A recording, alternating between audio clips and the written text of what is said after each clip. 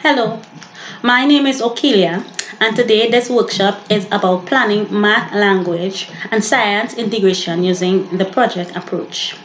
Project approach can be defined as in-depth learning using real-world topics. These topics can vary from transportation to food, animals, and more.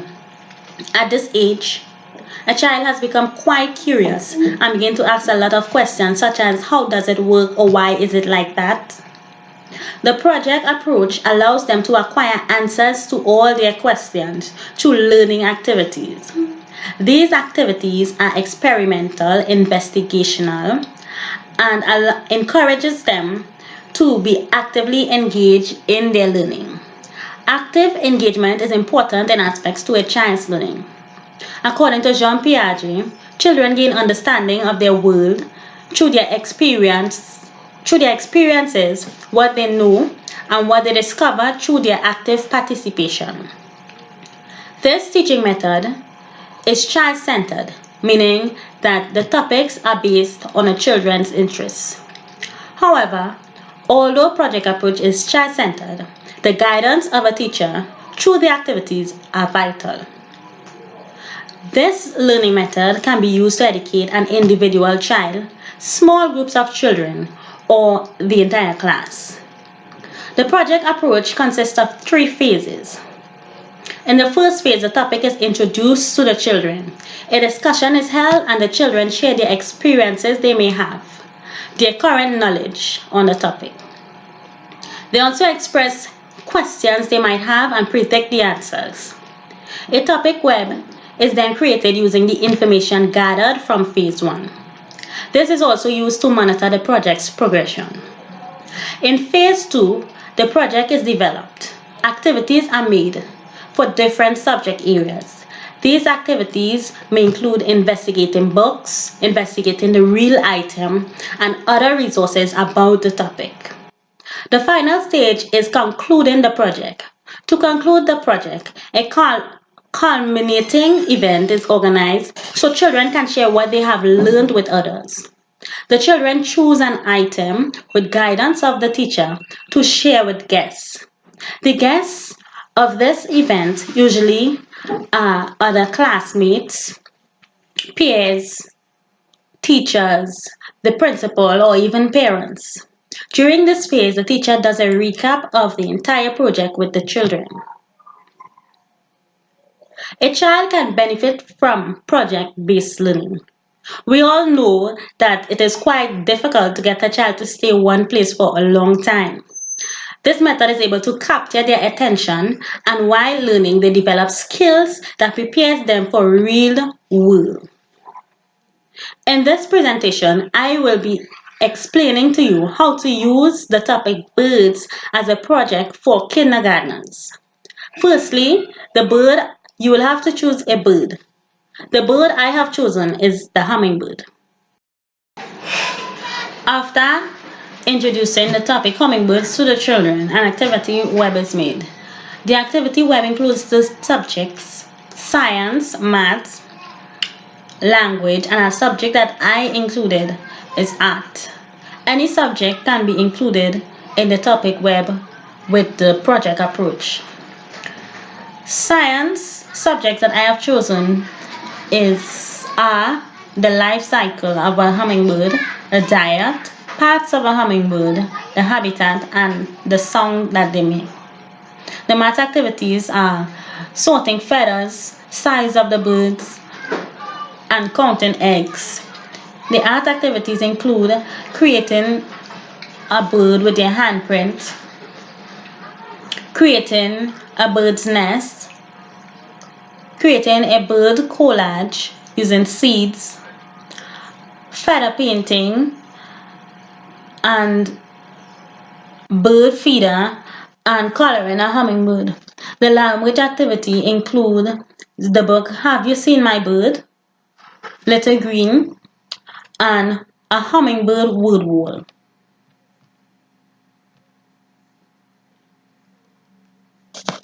For the project approach, a planning grid is created to help with the project, to help plan with the project. The first step is the purpose of the project. The purpose of the Hummingbird project is to learn about hummingbirds. Then, the characteristics of the students. Children are unaware that there are a variety of birds and they don't know what birds eat or how they eat. They are not aware of the life cycle of the birds. They don't know that birds can fly very fast, even forward, backward, sideways, and even hover, and that they can't walk as well as many birds. They are unaware that hummingbirds are one of the smallest birds in the world and that their favorite color is red. They also don't know that hummingbirds have their names because of the humming sounds that their wings make when they fly. Another part of the planning grid is the concept. The concept in the Hummingbird project is that the hummingbirds are the smallest birds in the world, that they come in many colors, that hummingbirds are hatched from eggs, that they have a very weak feet, and hummingbirds, they drink nectar from flowers and they using their tongues and they eat insects. They also fly very fast, backward, sideways, and hover. These are all the concepts that the children should learn through this project. The objective of this project is for children to develop attitudes such as curiosity, cooperation, socialization. They'll also develop skills as observing, comparing, sorting, listening, and predicting, even developing their creativity. Their knowledge from this from this project is learning types of hummingbirds, their life cycle, where they live, what they eat, how they get around, parts of a hummingbird. The activities for the children under the topic hummingbirds are reading stories about hummingbirds, singing songs, watching videos of the life cycle of a hummingbird, watching videos on how hummingbirds eat, coloring the birds, comparing the birds' parts to human parts, even bird watching by taking a field trip to the bird sanctuary or even to the zoo and creating a hummingbird using arts and craft material. Expected learning outcome from this topic is that children would learn to work together. They would develop cooperation skills, discover how and what birds eat,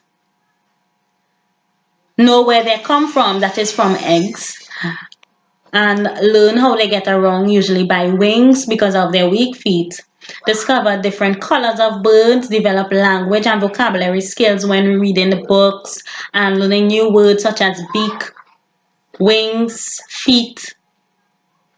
They also learn numeracy skills by counting. So it shows that the project approach does not only teach about the birds, but it also teaches they also learn in different subject areas while having fun. They are unaware that they are learning.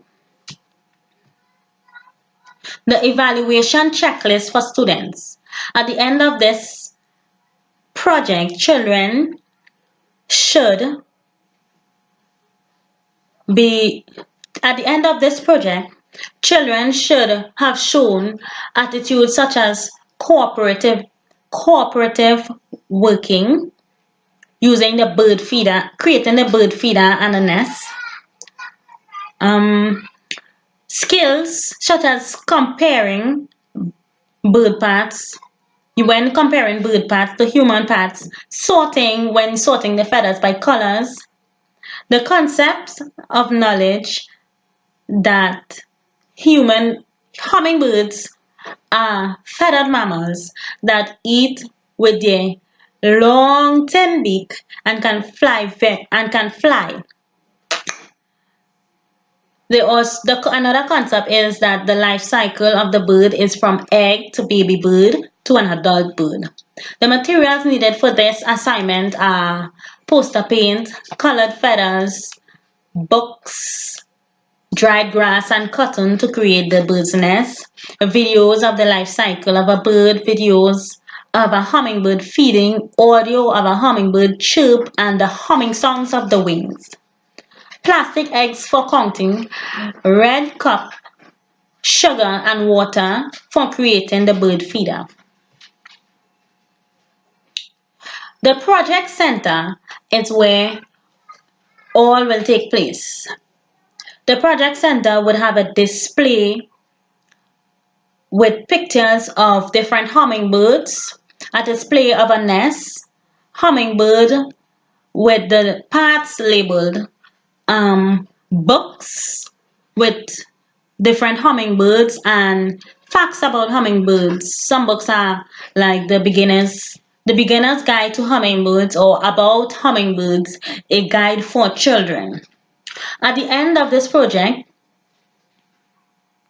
it will be concluded by having a discussion with the children to evaluate what they have learned and comparing what they knew before and if it is correct to what they have learned.